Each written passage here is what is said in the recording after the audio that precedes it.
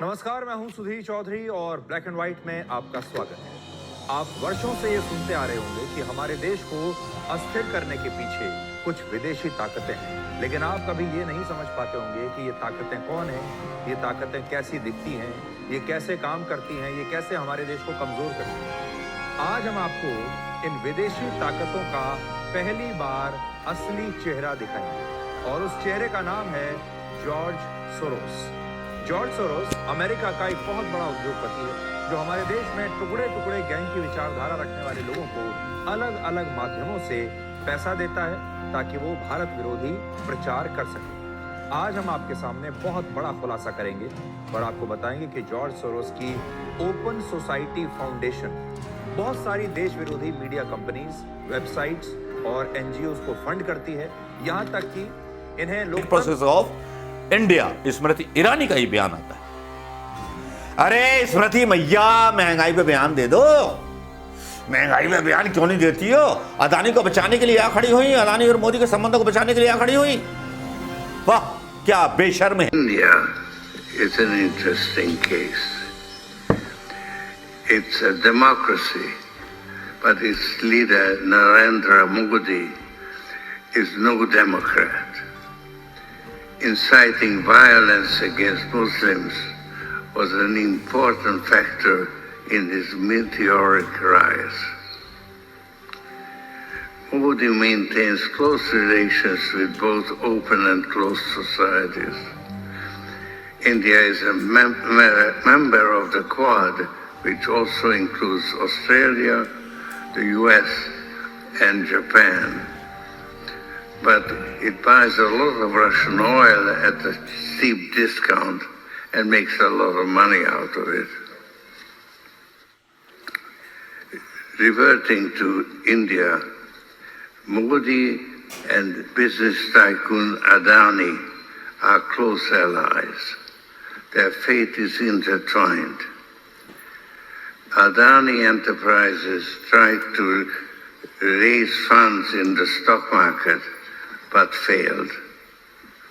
Adani is accused of stock manipulation and his stock collapsed like a house of cards. Modi is silent on the subject, but he will have to answer questions from foreign investors and in Parliament. This will significantly weaken Modi's stranglehold on India's federal government and open the door to push for much-needed institutional reforms. I may be naive, but I expect a democratic revival in India.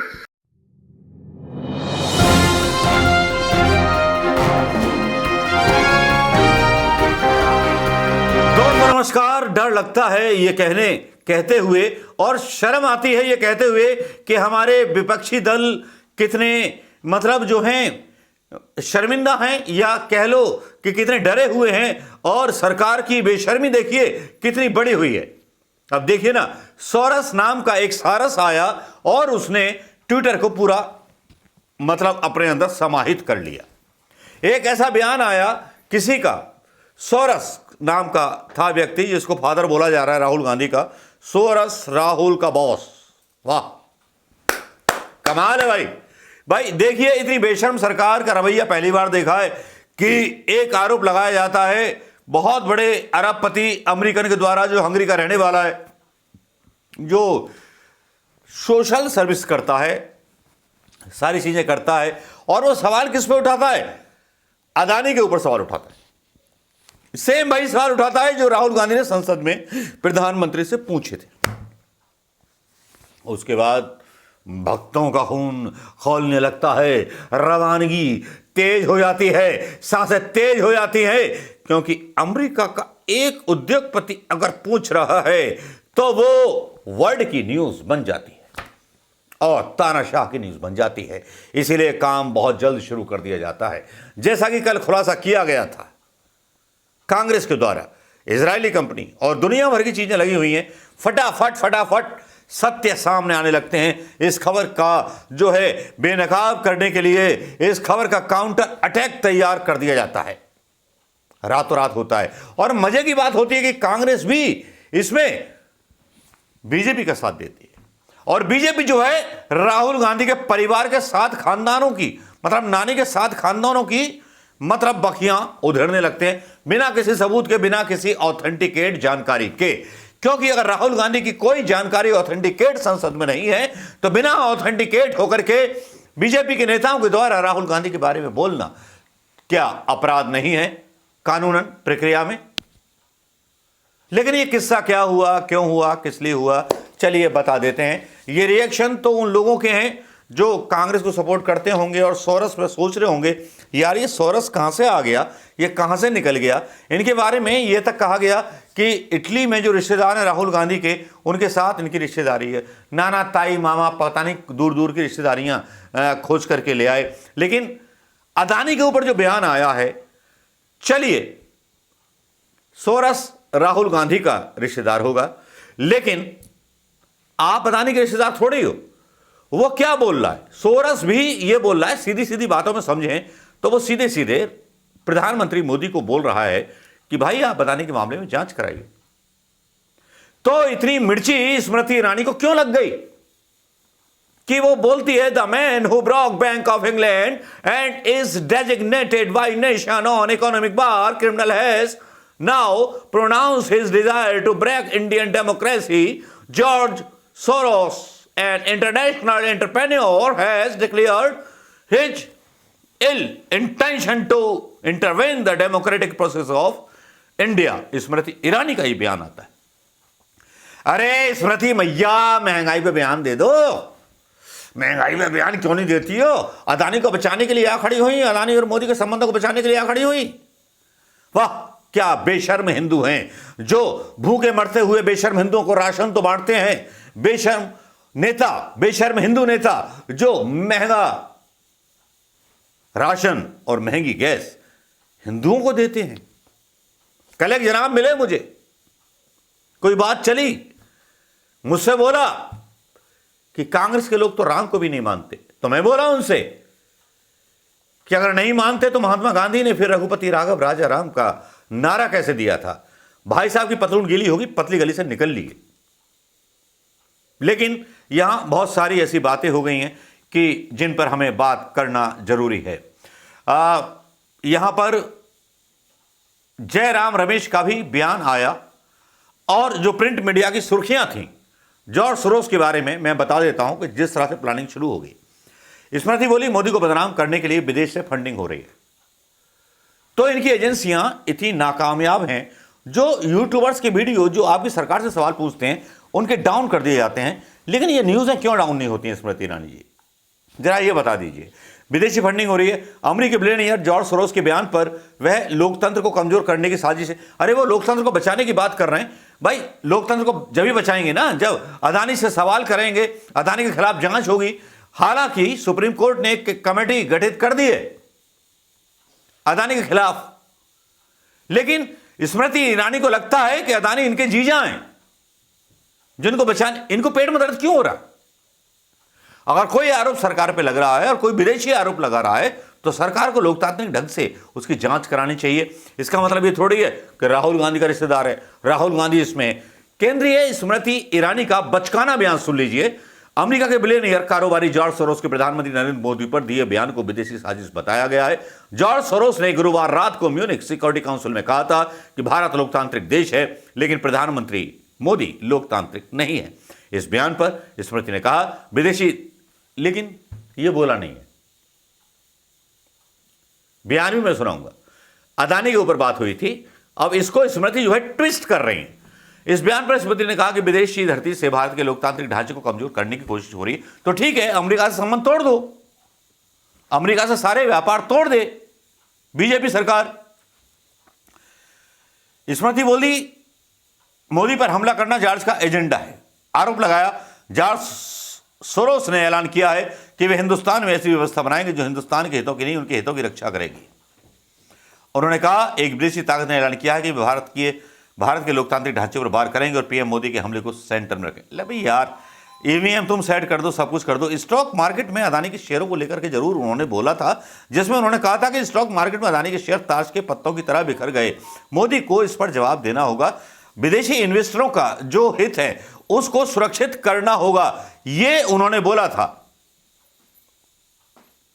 अब इसको जब कोई American Hindenburg report या कोई American उद्योगपति आईना दिखाता है अदानी के ऊपर, तो स्मृति ईरानी जल जाती हैं, बहुत से नेता जल जाते हैं और कनेक्शन ढूंढने लगते हैं गांधी परिवार के साथ। पीएम मोदी पर जॉर्ज का हमला, वो लिखते हैं कि भारत एक लोकतांत्रिक देश है लेकिन नरेंद्र मोदी लोकतांत्रिक नहीं है। बड़ा नेता बनने के लिए उन्होंने मुसलमानों के साथ हिंसा की या हिंसा की गई, ऐसी खबरें आईं। भारत में मोदी और बिजनेस टाइकून अदानी एक दूसरे के सहयोगी हैं। अदानी ने स्टॉक मार्केट से फंड रेज करने की कोशिश की जिसमें वो फेल हो गए। मोदी अदानी केस पर चुप हैं, लेकिन उन्हें विदेशी निवेशकों और संसद में सवालों का जवाब देना होगा। इससे सरकार पर उनकी पकड़ कमजोर हो रही है।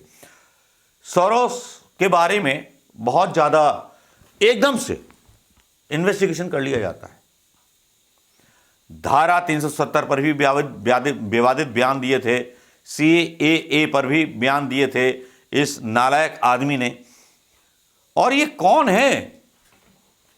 पीएम की आलोचना करने वाला जॉर्ज सोरोस। 92 साल के जॉर्ज सोरोस दुनिया के सबसे अमीर लोगों में से एक हैं। सोरोस एक यहूदी हैं, हंगरी में रहते थे। सेकेंड वर्ल्ड वॉर के समय उन्हें अपना देश हंगरी छोड़ना पड़ा। 1947 में वे लंदन पहुंचे। उन्होंने स्कूल ऑफ इकोनॉमिक्स में फिलॉसफी की पढ़ाई की। 1947 जब देश आजाद हुआ था, तब से लेकर अब तक उनकी भारत की पॉलिटिक्स पर नजर है। अमेरिकन है, ज्ञान ज्यादा रखते हैं और अमेरिका हमसे 100 साल आगे है। सोरोस कश्मीर पर भी विवादित बयान दे चुके हैं, जो भारतीय जनता पार्टी की नजरों में विवादित बयान है। दावोस के वर्ल्ड इकोनॉमिक फोरम में बोलते हुए सोरोस ने कहा था, दुनिया में राष्ट्रवाद तेजी से बढ़ रहा है, ये सबसे खतरनाक नतीजा इसका भारत में देखने को मिलेगा। तो क्या गलत बोल दिया? ये तो बहुत सारे यूट्यूबर्स और बहुत सारे पत्रकार भी बोलते रहे, लेकिन बैडमैन की तरह दिखाया गया। इजराइल के हैकर्स दुनिया भर के 30 से ज्यादा देशों में चुनावी धांधली कर रहे हैं। ये हैकर्स सोशल मीडिया पर फेक न्यूज़ फैलाते हैं। भारत समेत अमेरिका और ब्रिटेन में ये हैकर इसी तरह की धांधली का काम कर रहे हैं। कौन थे? जॉर्ज सोरेन, ये आपको पता चल गया होगा। और क्या थी खबर, ये भी पता चल गया होगा। अमेरिकी कारोबारी हैं जॉर्ज सोरोस। हाँ, इनका बयान तो मैं डालना भूल गया। बयान जरूर मैं यहां डाल रहा हूं इनका। लेकिन आप बताइए दोस्तों कि जॉर्ज सोरोस का जो बयान है उसको राहुल गांधी से जोड़ने का क्या मतलब? जबकि जयराम रमेश अपने एक ट्वीट में ये कह चुके हैं कि हमारा कोई मतलब इस बयान से नहीं है और हम इस देश विरोधी बयान का खंडन करते हैं। उसके बाद भी जो है लोग लगे रहते हैं राहुल गांधी के साथ रिश्ता जोड़ने के लिए, क्योंकि राहुल गांधी को बदनाम करेंगे तो रात को नींद नहीं आएगी। क्योंकि पहले एक विदेशी अमेरिका की न्यूज एजेंसी ने अदानी का पजामा उतारा और रही सही बनियान जो थी जॉर्ज सोरोस ने उतार ली। लेकिन जयराम रमेश का बयान वो ऐसी पॉलिटिक्स की तरफ इशारा करता है जो बहुत ही पॉजिटिव पॉलिटिक्स है, जो बीजेपी को सपोर्ट करती है। लेकिन उसके बाद भी राहुल गांधी को कहां छोड़ने वाले हैं ये संगी? तो आप बताइए दोस्तों, मार दिया जाए या छोड़ दिया जाए, या इस बयान का स्वागत किया जाए, या इस बयान को इस तरह से लिया जाए कि भैया अदानी के चक्कर में बदनाम हो रहे हैं। हालांकि सुप्रीम कोर्ट ने एजेंसी गठित कर दी है, लेकिन सोरोस के बयान के बाद और इस बयान पर मूर्खतापंथी वाली बहस आज तक पर भी चली, जिसके कोई मायने नहीं थे। चाहते क्या हैं ये लोग? कहां से आते हैं ये लोग? लेकिन सोरोस ने अदानी पर सवाल उठाकर के भारतीय जनता पार्टी की चड्डी गीली कर दी। नमस्कार, जय हिंद दोस्तों।